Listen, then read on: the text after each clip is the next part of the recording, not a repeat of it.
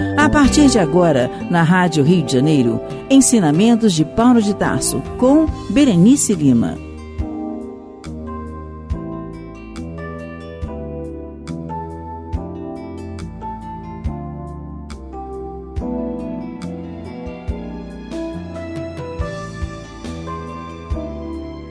Então, nós estamos vendo, o livro já está no final, Paulo e Estevão. Nós estamos vendo os últimos ensinamentos, vivências do Paulo, né? E para nós, esses ensinamentos que estão ao nosso alcance. E isto é que a gente tem que aproveitar, e isto é que a gente tem que ver. Que tudo que acontece com Saulo para se transformar em Paulo, também está ao nosso alcance.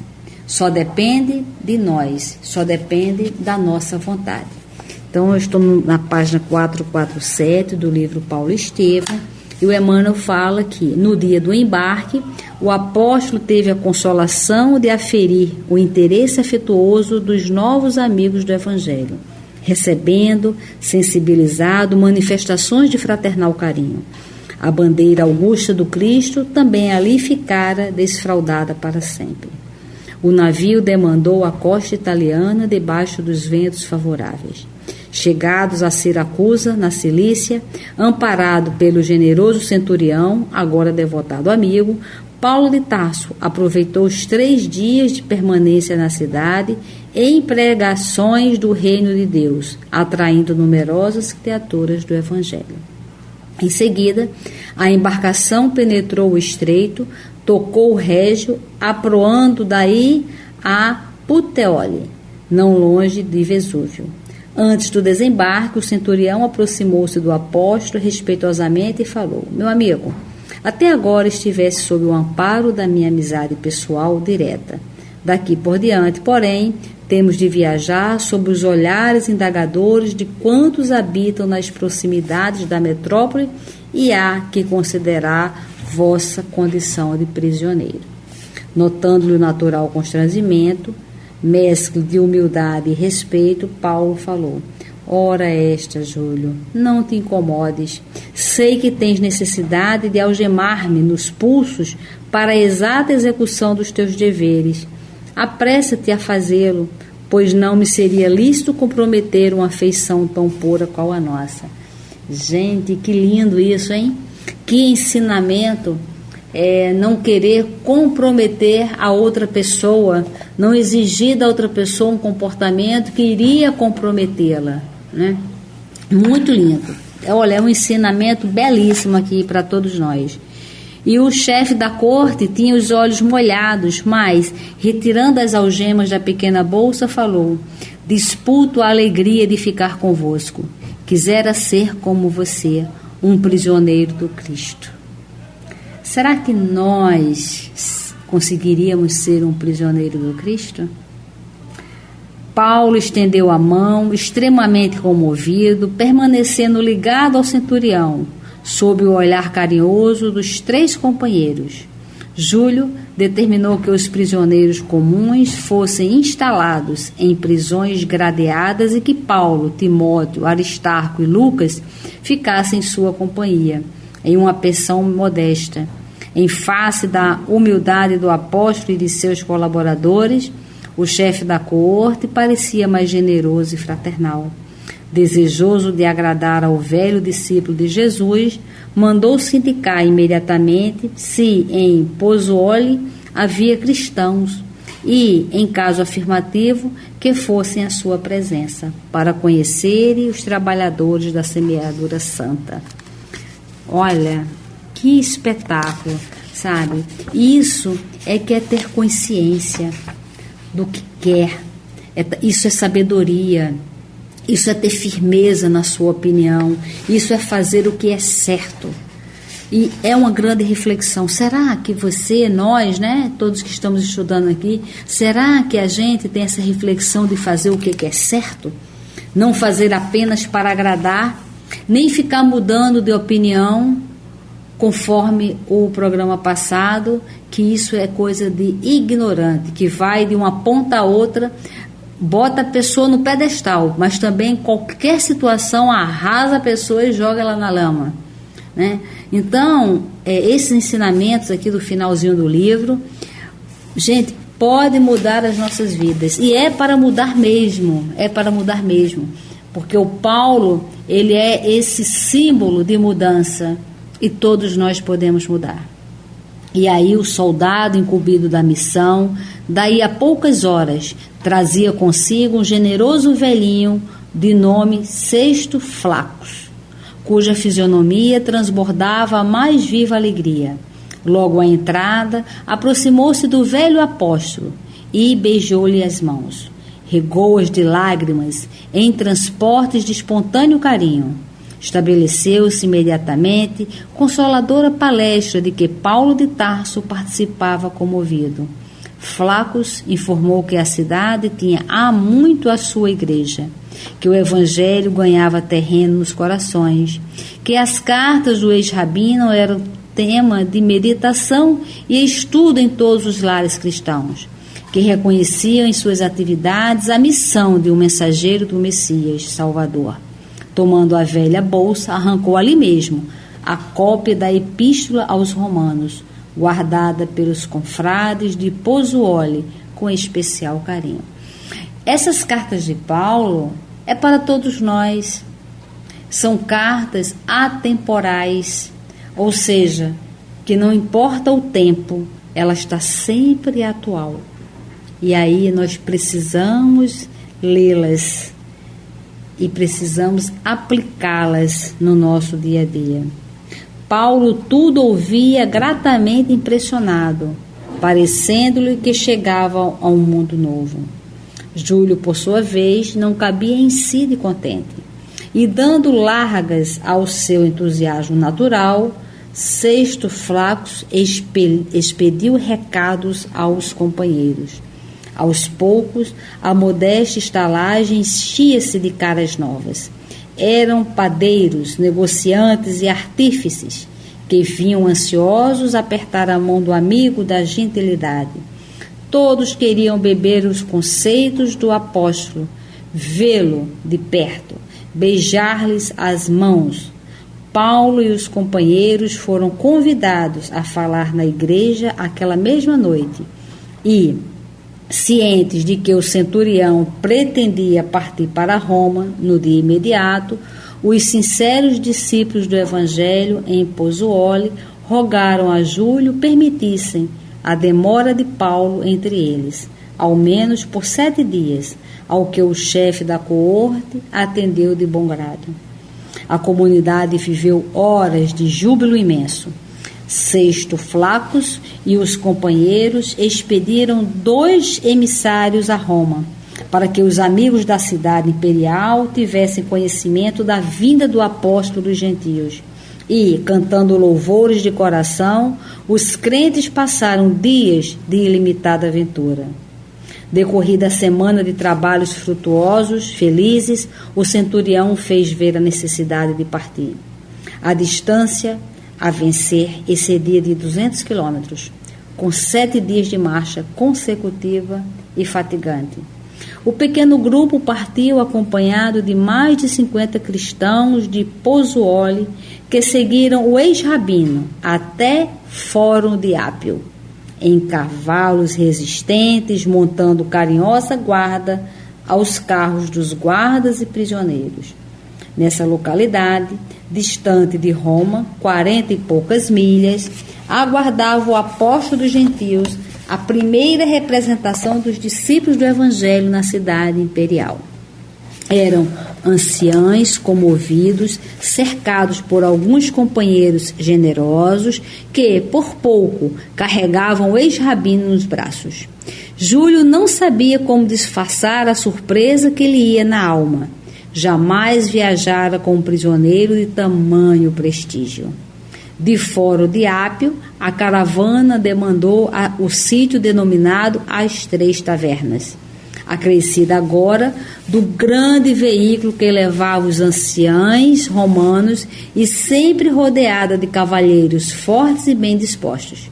Nesta região, singularmente nomeada, em vista do grande conforto de suas hospedarias, Outros carros e novos amigos esperavam Paulo de Tarso com sublimes demonstrações de alegria.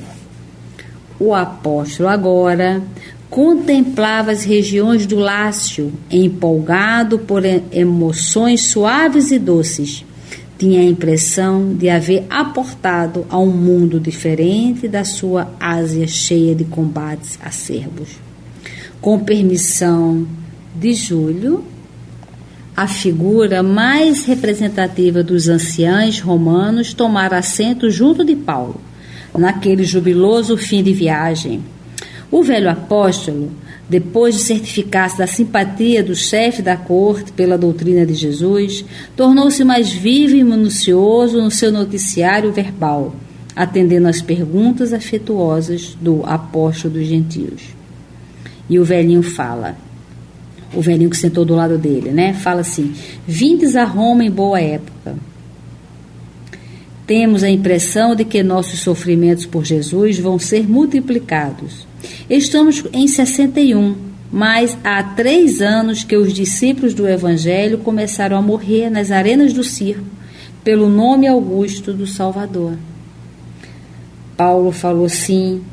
Eu ainda não havia sido preso em Jerusalém quando ouvi referências às perseguições indiretas movidas aos adeptos do cristianismo pelas autoridades romanas.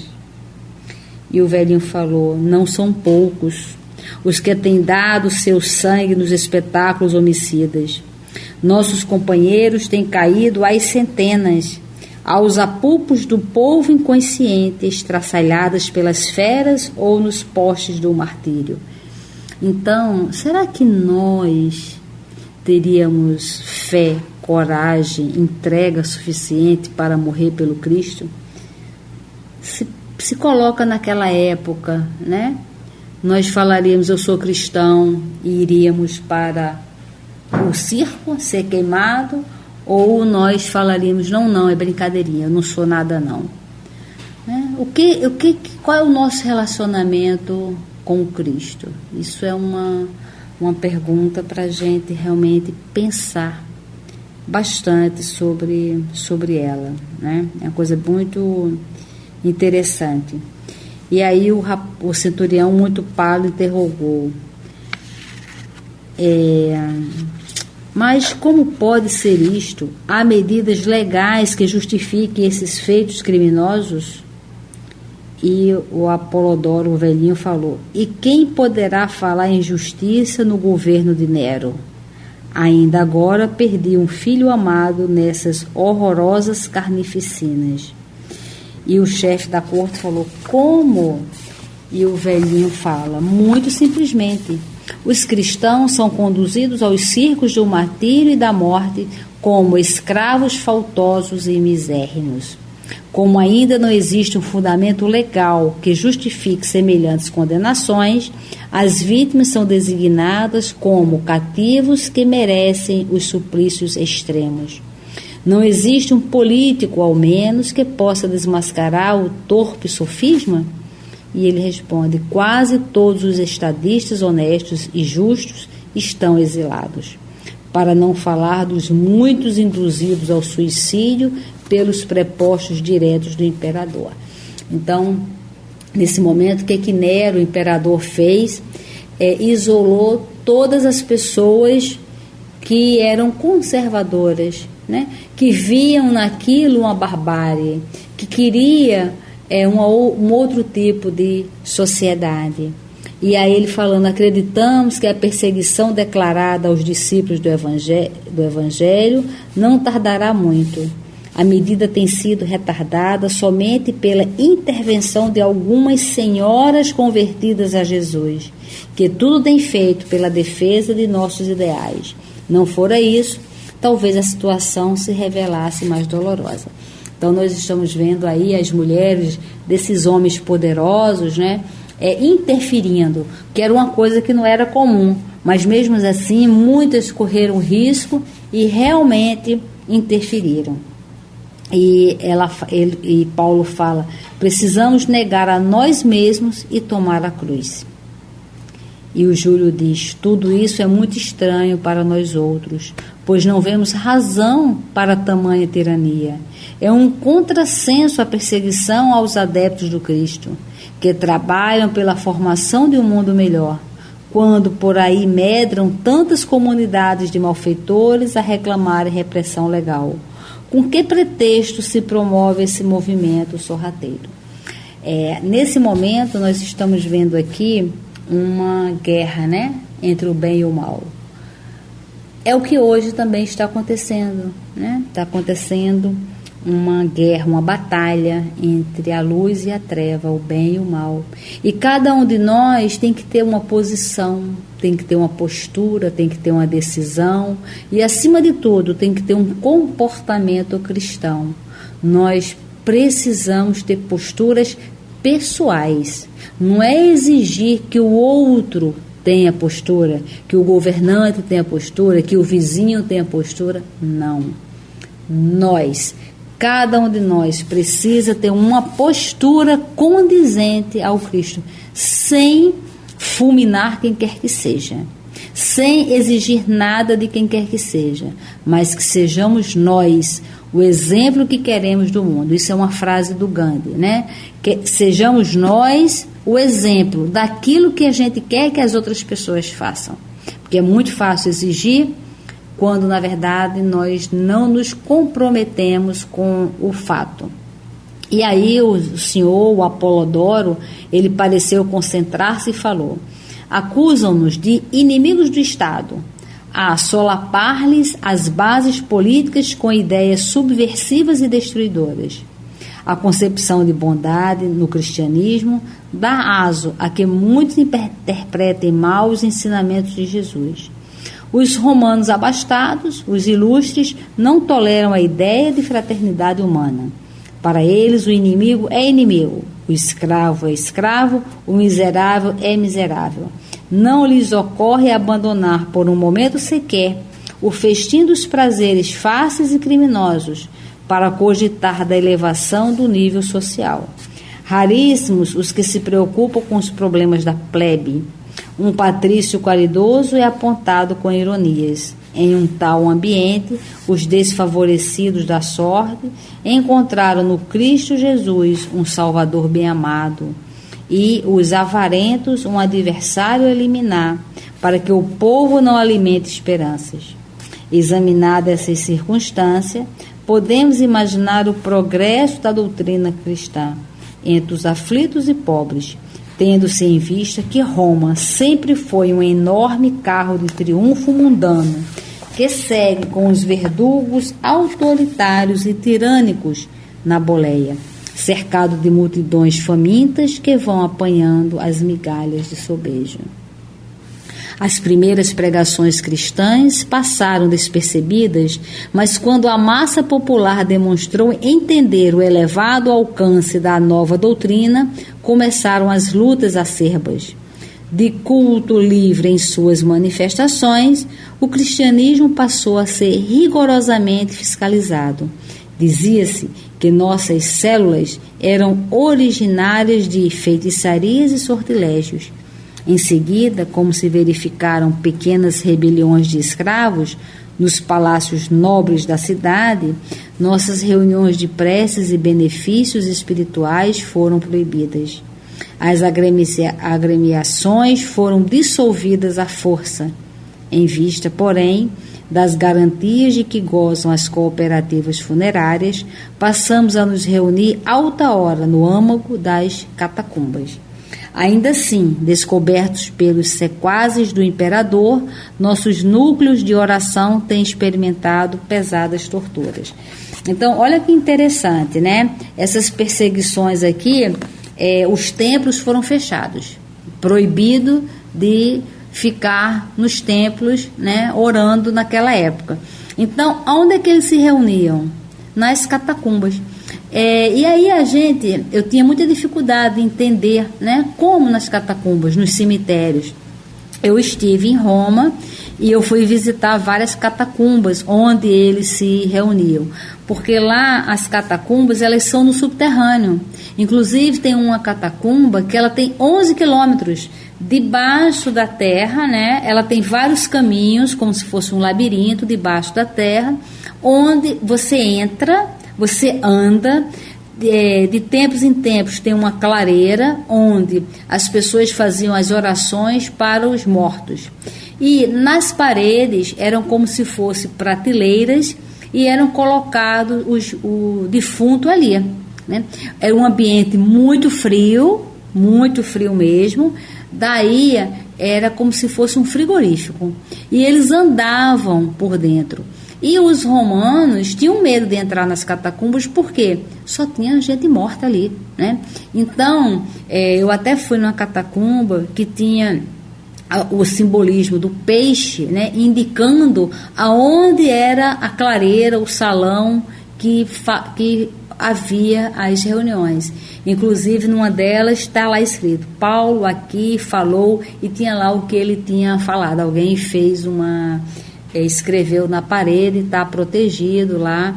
Então, muito interessante essas catacumbas para a gente entender dessa forma. Então, o centurião falou, né, ficou assim estarrecido e falou: é horrível tudo isso. E o que admira é haver funcionários dispostos a executar determinações tão injustas. Gente, olha só, ele está dizendo que ele fica chocado os funcionários executarem determinações injustas. Então, não basta a gente receber uma ordem, a gente precisa saber: isso é justo? Porque nem tudo que é legal é moral. Embora esteja na lei, a gente tem que sempre perguntar: isso é justo? Isto é moral? Porque quando nós somos injustos, mesmo sendo protegidos por uma lei dos homens, nós estamos sob o julgamento das leis divinas, e que a gente não se comprometa sobre isso. O Apolodoro sorriu e falou: a tirania contemporânea tudo justifica. Não levais vós mesmo um apóstolo prisioneiro? Entretanto, reconheço que sois dele um grande amigo. A comparação do velho e arguto observador fez empalidecer ligeiramente o centurião. Sim, sim, murmurava ele, tentando explicar-se. Paulo de Tarso, todavia, reconhecendo a posição e o embaraço do amigo, acudiu, esclarecendo: a verdade é que não fui encarcerado por malvadez ou inópia dos romanos, desconhecedores de Jesus Cristo, mas por meus próprios irmãos de raça. Então, foi uma coisa pessoal, né? Aliás, tanto em Jerusalém como em Cesareia, encontrei a mais sincera boa vontade dos prepostos do império. Em tudo isso, amigos, preponderam as injunções do serviço do Mestre para o êxito indispensável dos seus esforços remissores. Os discípulos não poderão caminhar no mundo sem as marcas da cruz. E será que nós temos marca da cruz? Será que nós somos realmente cristãos? O que comprova em você, em mim, né, em todos nós, que nós somos cristãos?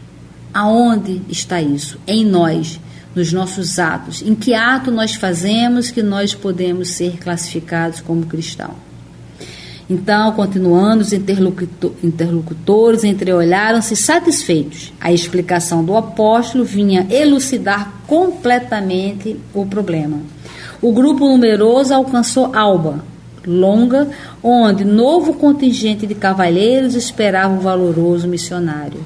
Daí até Roma, a caravana moveu-se mais vagarosa, experimentando sublimadas sensações de alegria. Paulo de Tarso, muito sensibilizado, admirava a beleza singular das paisagens desdobradas ao longo da Via Ápia. Então, mesmo sendo prisioneiro, sabendo que está indo para a morte, ele consegue ver uma paisagem bonita e admirar. Mais alguns minutos e os viajores atingiam a Porta Capena, onde centenas de mulheres e crianças aguardavam o apóstolo. Era um quadro comovente. Então, Que cada um de nós faça a reflexão de hoje em cima desses ensinamentos. E muita paz. Você ouviu na Rádio Rio de Janeiro Ensinamentos de Paulo de Tarso, com Berenice Lima.